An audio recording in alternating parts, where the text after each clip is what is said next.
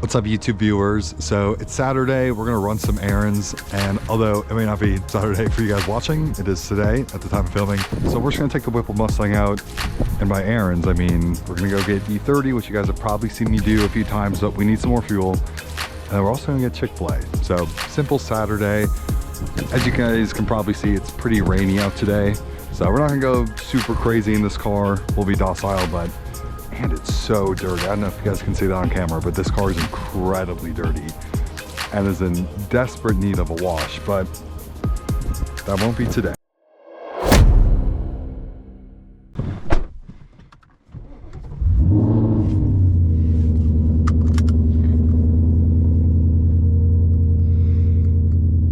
Doesn't that just like make you guys sad? I'm at a quarter tank and I have 29 miles. So I'm getting about 120 miles per tank.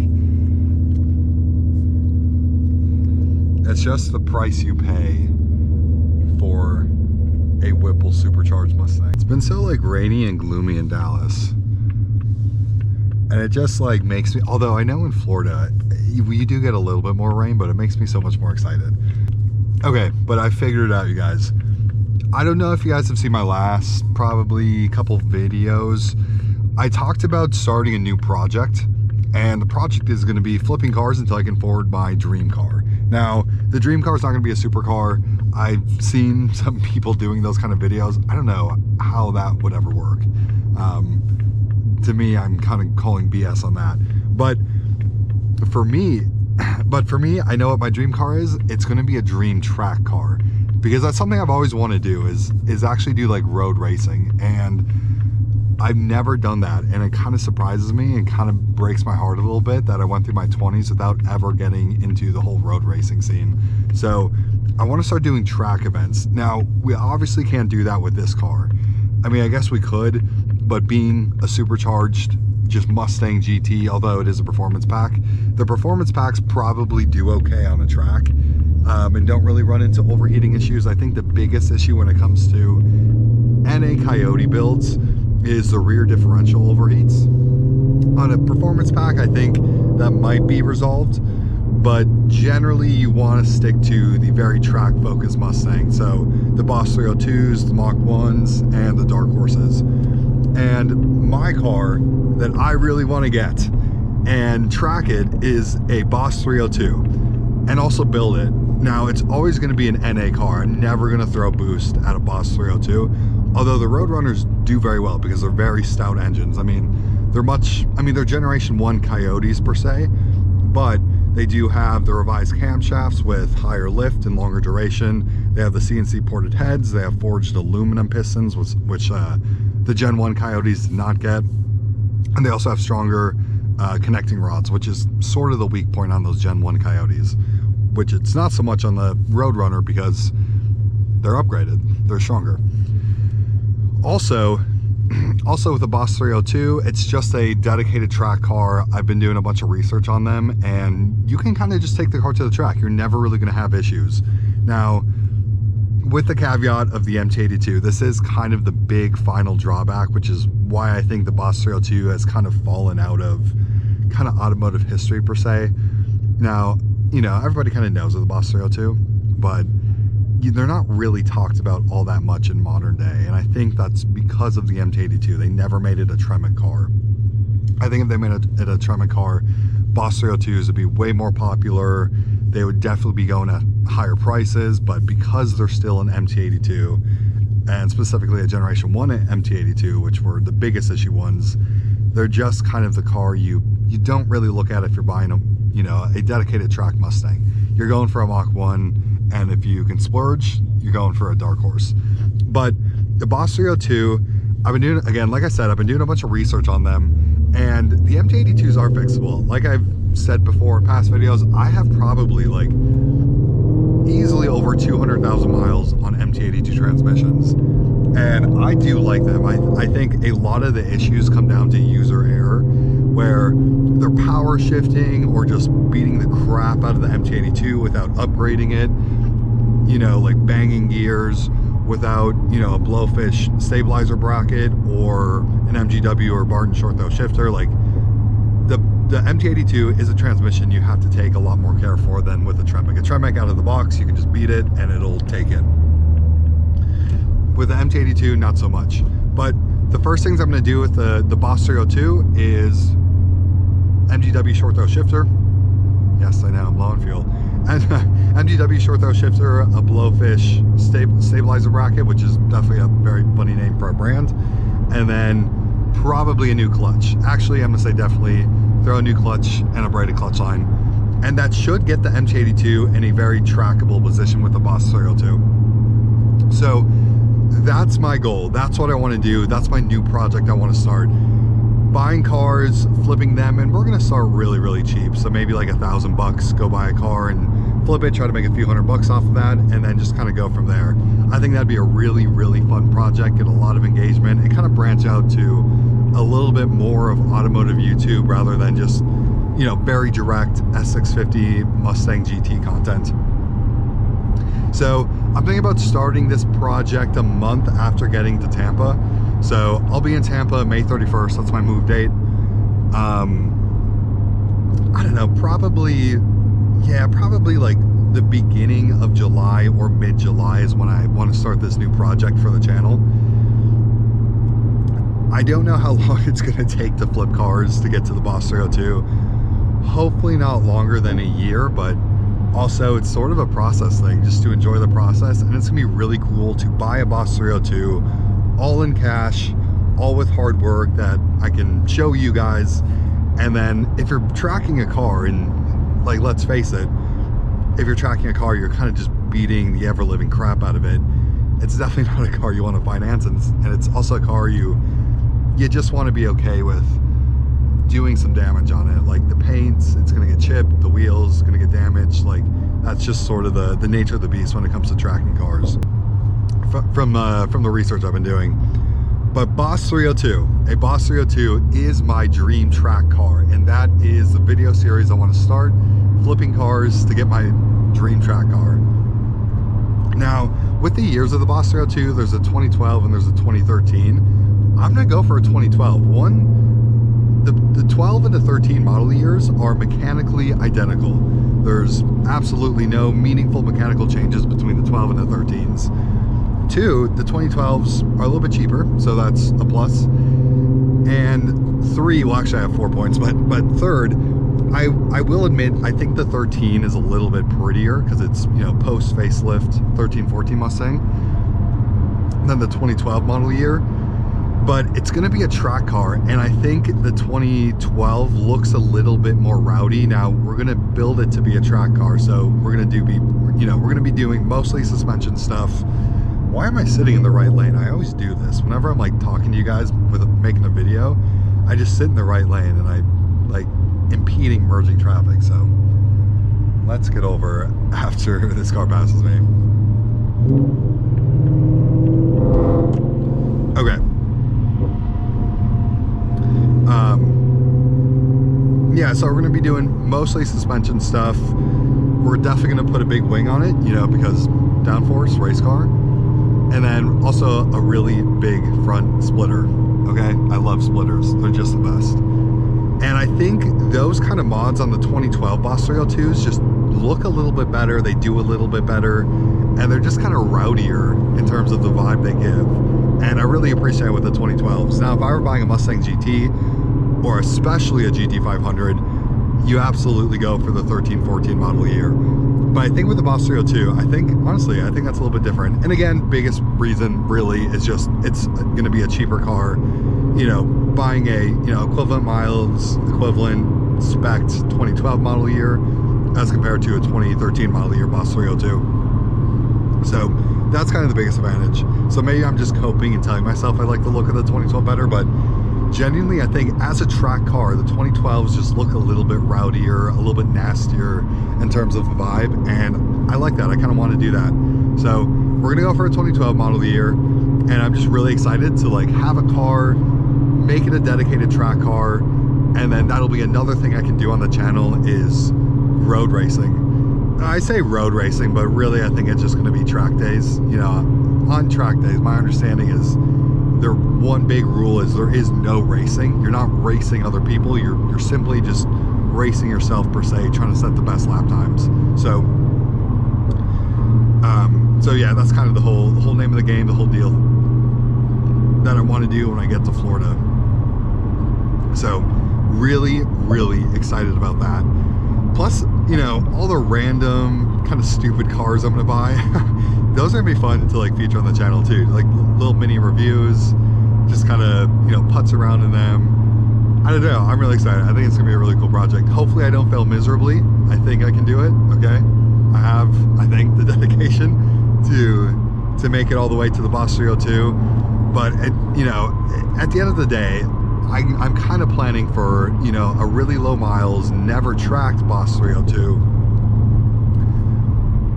which is probably going to land, and, sorry, I was looking at this SRT8 Chrysler 300, kind of cool. But at the end of the day, I think price is probably going to land around like $40,000 for a really good example 2012.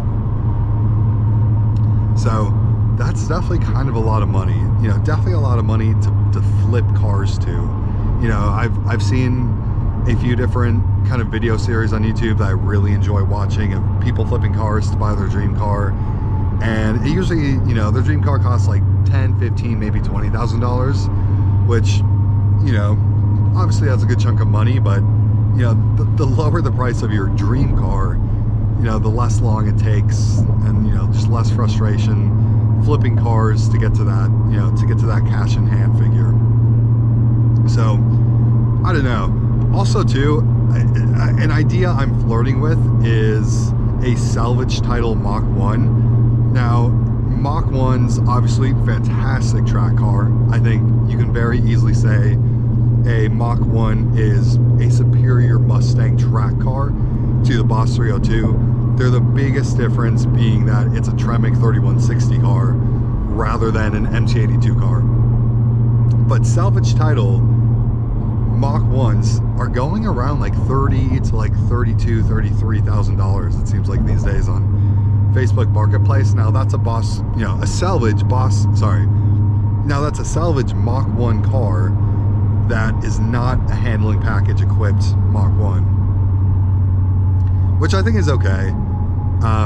Again, as you're building a track car, you're probably going to change the wheels anyways. And I think that kind of is sort of, I feel like that may be a good use case to buy a salvage car, because it's going to be a car you beat on. Now, obviously you want to do a bunch of research, definitely search the VIN, see if you can track down, you know, where the car was crashed and what the damages were, see pictures of the damages. And generally, rule of thumb with salvage title cars, which I haven't always followed, but so far I've had really good luck with them. But the general rule of thumb with salvage title cars is you don't want to buy the salvage title car that was just fixed. You want to buy the salvage title car that somebody has been driving for a year or a year and a half or 2 years, whatever it is, just to kind of prove out the concept that the car has been repaired well and it's functioning as it should mechanically. Now, generally with salvage title cars, you're gonna see not great panel gap alignment. Now, it's never impossible to restore a car to have, you know, factory spec panel gaps, but generally people don't do the cosmetic stuff all that well. They, you know, they're usually buying the car, repairing it, and then flipping it. So they'll kind of take some shortcuts with you know, some of the cosmetic stuff, which is kind of understandable. But, you know, it's a track car, so it's going to be a car that gets beat on. It's going to be a car that's, you know, it's going to be a car that suffers some damage per se.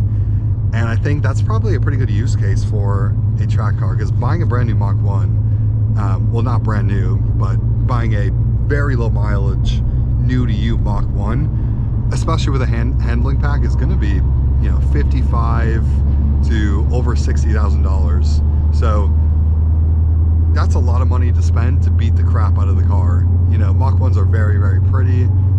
It'd be kind of a, you know, I'd hate to buy a Mach 1 just to beat it up, but if it's a salvage one, that kind of makes more sense to me.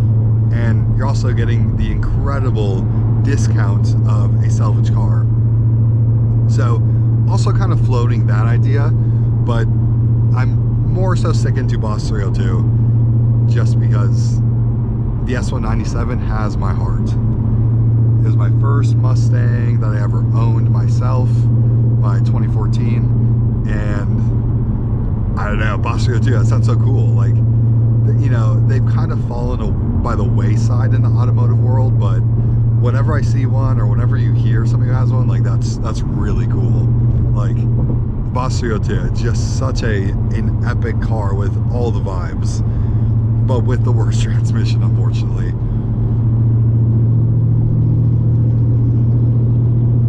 But yeah, guys, that's the plan. Once I get to Tampa, you know, 1st of June, kind of build up my idea board and kind of plan a little bit how I want to do stuff. Maybe make the editing a little bit more interesting rather than just like a very much stream of consciousness that this kind of video is. And then, you know, just go for it. Just shoot for the moon, start buying cars, flipping them, and seeing if we can get that $35,000, $40,000 to go buy a really clean example of a Mach 1. I'm sorry, not a Mach 1, maybe a Mach 1, salvage one, but a Boss 302, and just track the car, just enjoy it for what it was made to do, and that is to beat the crap out of it on a racetrack. So, thank you, RAV4, for letting me over. Toyota drivers, I appreciate. You guys are some of the better ones on the road.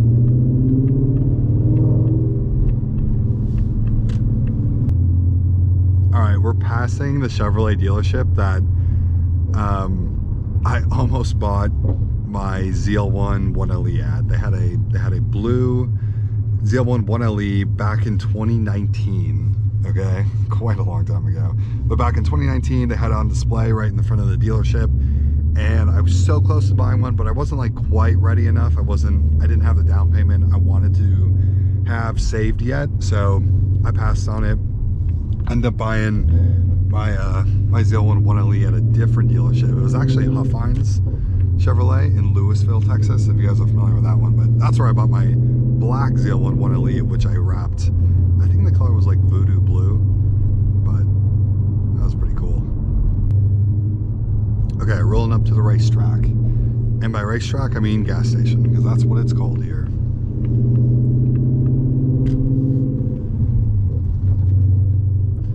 Okay, gas looks like it's been coming down a little bit in price, so that's nice to see. The other day, or I guess last week or 2 weeks ago, I filled up with E85 and it was like $3 or something a gallon for E85. And that was crazy. Usually E85 starts with a 1, so to see it a little bit cheaper is better. Is this E85? Yeah, it's E85, we're good. Sometimes you pull up to a pump and it's not E85, it's E15, and you have to pull up to the next one. So if you guys have seen this before, you kind of know the drill how we do this. So we got a drag mode, because drag mode tells you not miles to empty, but percentage of fuel that's left in the gas tank. So we're at 14%. So pump gas ethanol content is 10, E85, we're gonna assume it's E85. Gas tank size is 15.5 gallons. Target ethanol mix is E30. Current fuel level, 14%. Current mix is E30. So we're going to calculate that. So we need 9.78 gallons of 93 and then 3.55 gallons of E85. And that will give us our E30 blend.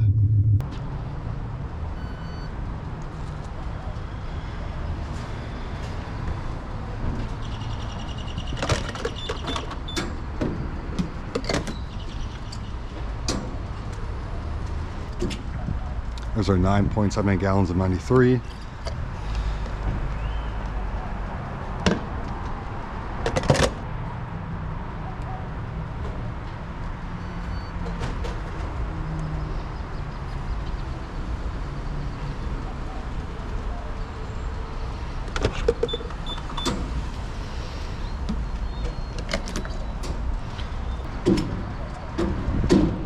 Okay, there's our 3.6 gallons of E85, a little bit over, but I am okay with that.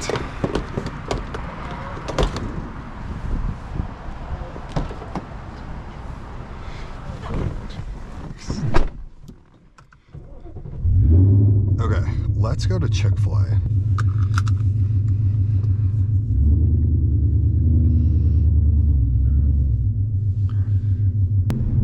Okay, we got our full tank. We're at 143 miles still empty, so that's pretty solid for a Whippled Gen 4 Coyote. And then one of the first things I want to do with this car when we get to Tampa, Florida, is there's a really annoying, very slight kind of like squeak that comes from the rear suspension. I think specifically it's on the passenger side, but it's really annoying. And you guys have probably heard it every once in a while in my videos. It kind of comes with elevation changes. Like if I'm going up a parking garage or something like that, when the suspension geometry is changing in elevation. And I want to get that fixed. It's so annoying. I do have a cradle lockout kit and some isolators. Isolators are just kind of rubber paddings that sit between the spring and then whatever the spring actually rides on in the rear suspension, which I think is probably where that little squeak is coming from. Now, preferably I don't want to put isolators in, but there's a pretty cool shop. I've been doing some research on dedicated Mustang shops in the area in Tampa, and I think it's called like, now I can't even remember the name, but it's one in Tampa, Florida. They seem to be a pretty big shop. They build like super crazy Mustangs. So I'm gonna take it there. I'm gonna have them put in the cradle lockout kit. I'm gonna actually order, which I have, and then I'm gonna also order vertical links, because I finally figured out that the Mustang GT with the performance package uses the same vertical links as the Mach 1, the Shelbys, and the GT500s. And the vertical links are these very short ones. The typical ones you see that are for non-performance pack Mustang GTs, probably like 5 or 6 inches long, where the performance pack, Mach 1, Shelby, Mustang line, they use like really short vertical links. And the cradle lockout kit and the vertical links are just going to help with wheel hop or eliminating that. Those seem to be the two biggest things to get rid of the wheel hop issue with these cars. So I'm going to have them install those parts. I'm going to talk to them about the isolators. You know, again, preferably I'd rather not have the isolators. I really like the stance, and I think the isolators would probably push the rear end up a little bit. But if they say, yeah, that, you know, the isolators, that's where the squeak is coming from, so probably a good idea to install those, I'll have them do it. But yeah, I just want a good diagnosis from them to see where that annoying squeak is coming from, and if they can eliminate that without needing isolators, that's definitely going to be the move. But if we need them, we need them. We'll throw them in. I already have them. They're pretty cheap, so we'll just go that route. And good Lord, I really want to upgrade my wheel and tire package. I know I keep mentioning it with the SVE wheels, but I think in the summer, obviously in Tampa, I'm gonna, am I taking the right way? Oh no, this is going to a different Chick-fil-A. Whatever, I'm fine with it. Usually this Chick-fil-A is a little bit less busy, but oh well. It's like a little bit farther away from home, I think, and that just means my food's gonna be slightly colder, but that's okay. We'll we'll make do. But yeah, this summer, sometime I definitely just need to convince myself to spend that $2,600. Oh no, it is taking me to the right Chick-fil-A. There's like one up here. This is just going a really weird route, but cool. Okay, I'm happy. But yeah, I just need to convince myself to spend that $2,600 plus taxes to get that LMR set of wheels. Because I think after the suspension upgrades, that should really do my car in for some good traction in second gear. If I can just hook in second gear, I'll be so happy. Because I really don't plan on putting more power through this car. Well, I don't know. I say that now, but we'll see. We'll see what the future holds, okay, for this car and this channel and with me. But yeah, really want some new, better, wider, fatter wheels, okay? Because grip. We're going to like a party at Halloween around here. It was pretty fun. Yeah, this is like a big, like neighborhood, kind of like apartment metropolis kind of neighborhood. Like all these are like different apartments all owned by the same complex, and they host like so many different events. And I went to, yeah. Oh, and I also went to like a Christmas thing here too. It's pretty fun. Yeah, I feel like when a lot of people move to Dallas, the Village, that's what this place is called. The Village is like kind of a go-to. I never lived here, but it is like a go-to for people coming here for like a first place to live. I did actually check out the apartments. I've toured them probably like twice now in my life, but I never picked them. I couldn't be that cliche. Yes, rolling up to the Chick-fil-A now. We're coming close. That Nissan Rogue wanted to do the slowest turn possible and still managed to absolutely curb its wheels. I don't know what it is with Nissan drivers, but you guys are some of the worst turners I've ever seen. Anytime I see you guys turn into a car, anytime I see you guys turn into like a parking lot, you are hitting the curb, okay? With no exceptions. That curb is getting smashed by your wheels.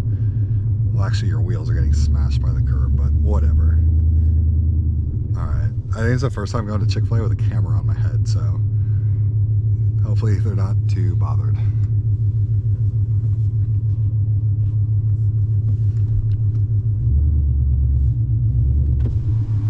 Hey, what's up, man? Hello. What can I do today?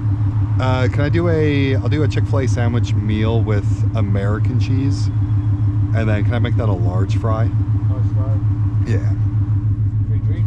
I'll do a Diet Coke with no ice, please. Diet Coke, no ice? Yeah, and then I'll do Chick-fil-A sauce. You want that a large? Yes, please. Chick-fil-A sauce. Yeah. And then for your name? Jordan? Jordan. Love you all? Yeah, and can I just get like 4 or 5 of the Chick-fil-A sauces? Yeah. Thank you. Total between 86. Appreciate it. I measure. You in the window.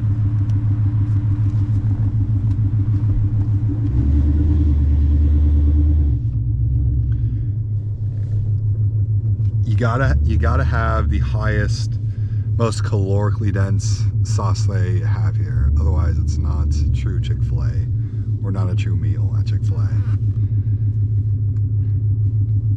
Or actually, you know what? I barely ate yesterday. I was gonna say like we're definitely going over our caloric intake for today, but I ate like nothing yesterday. I lived off like energy drinks because I've just been sleeping so bad lately. So I just like drink those to stay awake, and then they also suppress my appetite pretty well. So it's kind of like a win, kind of like a lose situation, but you know, you give some, you take some. But yeah, I didn't eat anything yesterday. And what did I eat today? Oh, I had a donut. I caved and I had a donut today, so. Yep, we're going over our caloric limit, but it's Saturday. Calories don't count on Saturdays or road trips.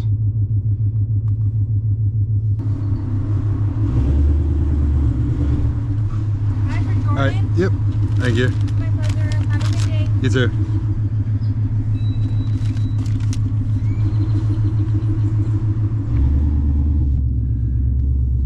They probably think I'm so weird for having a GoPro strapped to my forehead.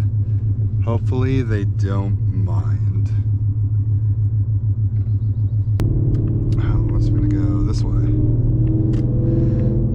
All right, let's make our way home so I can smash this Chick-fil-A. Oh, it smells so good. I used to like never really like waffle fries, but the Chick-fil-A ones have grown on me, and now I'm like obsessed with them. I almost like ordered just another side of fries just to eat them, but I can't be that fat. I can be a little fat, but not that fat.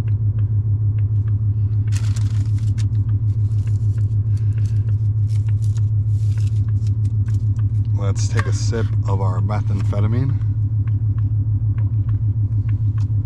Ah, very good. That's a drug. All right, guys, we just made it home, so I'm gonna go eat some Chick-fil-A. Now, I appreciate you guys tuning into this video for this quick little kind of Saturday gas and errands run. Errands is just short for Chick-fil-A these days, at least in my life. So, anyways, I'll catch you guys in the next video. Take care.